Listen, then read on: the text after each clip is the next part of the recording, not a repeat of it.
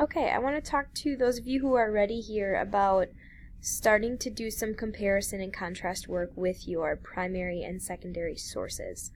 So for today, if you're, or whenever you're watching this, that would mean that your blue analysis sheet is done. So mine is typed up here, but yours would have been completed for the primary and then the secondary source.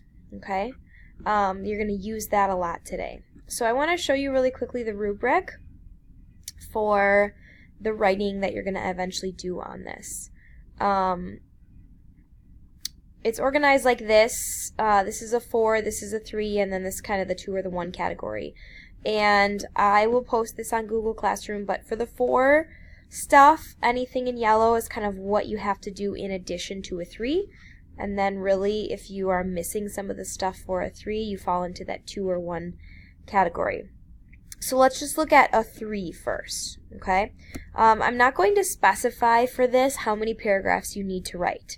I'm actually going to recommend that you write 2 paragraphs, but it can be done in 1. So however many paragraphs you write, one of the requirements is that they're written using signal words, and I'm going to show you what those are in a second. You'll also see that on your Venn diagram today.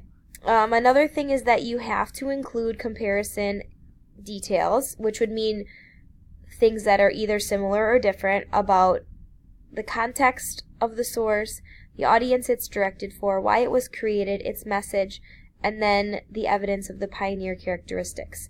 Now these are all the things from the blue sheet. So the reason why the front and the back of the blue sheet were exactly the same is because it should give you a really easy way to compare and contrast, because you looked for the same things in each source. So you're going to include as many comparison details about those as you can. And then the last part really is just making sure that you're going to edit and revise that piece of writing. We're actually going to do some peer editing in class, so you'll have a couple of other eyes on your writing before you turn it in as a final product.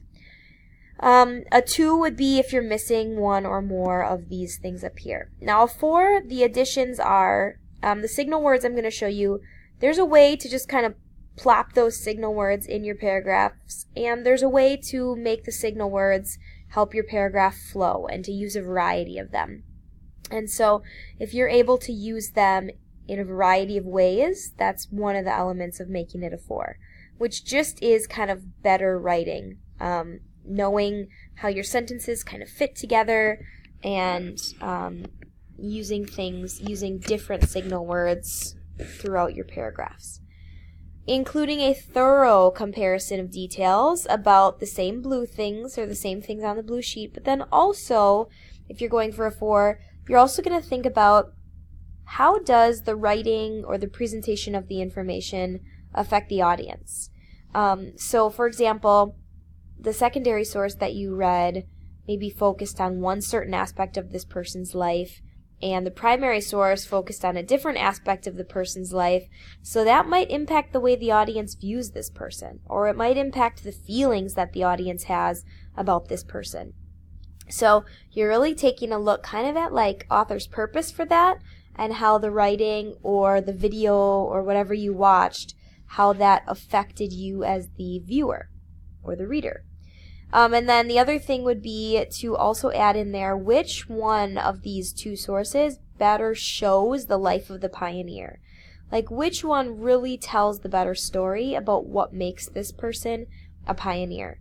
So you're kind of evaluating in that way, where you're saying, you're writing a little bit about how the details of the source show or don't show kind of all the elements you were looking for, or why you really considered that person to be a pioneer. And then you'd have really no errors, hopefully, between you checking it over, peers checking it over, you double checking it over. If you're going for a 4, there really should be no errors in that. So that's the rubric. It'll be posted, and you're just going to keep that in mind while you are working on this Venn diagram. So this is what your Venn diagram looks like today. You have a paper copy of it. The reason I don't do circle Venn diagrams for this is because it's really hard to write in those circles, and it's just easier to write like this. So here's where you're going to list the similarities between the two, and then what is different about the primary source and the secondary source. Okay, so just as an example, you guys watched my primary source, a snippet of it on James Harden from the other day, and then I read an article which was by Sports Illustrated, and this is my secondary source. Okay, so this was one of the things I can compare is when it was written. They're actually only written a couple of months apart, which is kind of interesting. So really kind of looking at a very similar time frame, which would be a similarity that I could add to my list here, which I'm just going to do that right now. I'm going to add that real quick. Okay, so I added right here, both sources were created at about the same time. And so what I'm asking you guys to do is on your blue sheet, you just kind of need to look at each of these little sections, you know, and see if there are similarities or differences worth talking about. Now, both of mine actually have a title that's very similar. They both bring in this beard of his, but I don't really find that to be a significant part or something significant to compare, so I'm not going to record that on my Venn diagram. But just for an example, so I found that both of my sources really emphasized overcoming challenges as one of his strongest characteristics.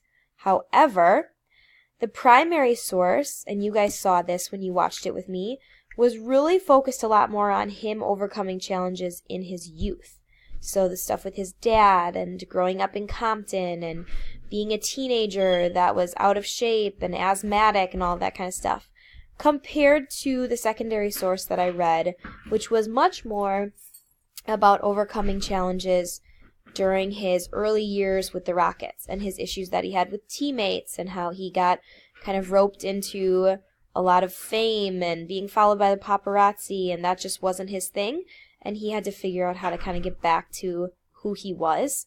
So a similarity I recorded in the middle, but then I just record what the differences were. And this stuff came from my evidence. My evidence talked a lot about, you know, overcoming challenges as a kid in the primary source. And my evidence here was much more about overcoming challenges as an adult. So I'm just going to go through my blue sheet back and forth and record anything that I find in common between any of the areas, the context, the audience, all those things on the rubric. And then I'm going to record what's different than in the primary and the secondary source columns. This is going to help me when I start writing my paragraph. So that's kind of the next thing up. This sheet is going to include some tips for writing your paragraph. The first thing is that you have to use signal words. We are writing with a certain text structure, which means we're going to use certain words in our writing to communicate this structure to our audience. And so I've got a couple visuals for you here to use. These things can be a lot of times used as like sentence starters or transitions within a sentence from one topic to another. So you're going to use those. And then I've got a couple of examples for you just with my topic on how it might be a good idea to write one paragraph on similarities and one paragraph on differences. So let me show you that. Okay, so the reason that I suggest writing two separate paragraphs is just because if you think about all the things you need to include on that rubric, it might be easier to do this in two paragraphs. So the first one you write could be on how they're similar, and the second one could be on how they're different. So I start out mine by saying both sources do a convincing job of stating just how unique and strong James Harden is. The message was this. Similarly, they felt this. Not only this, they also did this. Both sources had this. So I really am like taking a peek at my signal words up here. I'm also taking a peek at what I have up here. And I'm trying to kind of check all these things off the list and get them into my writing. Then I write a second paragraph. Even though both sources do this, there are many differences. The ESPN video does this. In contrast, the Sports Illustrated article does this. The secondary source has this. However, ESPN does this. Well, the primary source has this, the secondary source does this. So I'm using these signal words as much as possible and getting in as much content as possible in these paragraphs. Now, some of you who are going to want to write more might do more than two paragraphs, and some of you might be able to squeeze this into one. But my last tip and suggestion for you is to write 2 paragraphs. So what's due next? The first thing that's due is this Venn diagram. And this will be due for us on Friday. So you should come into class with this done. And then I'll give you some chances or some time to write your actual paragraphs on Friday in class. But if you have enough time today and you start your paragraphs after finishing this, you're more than welcome to do that. Okay? So, recap real quickly. Rubric. This will be on Google Classroom. Check it out. Pick up one of these. Yours will be blank. It will look like this. Pick that up on the back table and start completing it based on your completed blue analysis sheets. Okay? Let me know if you have questions.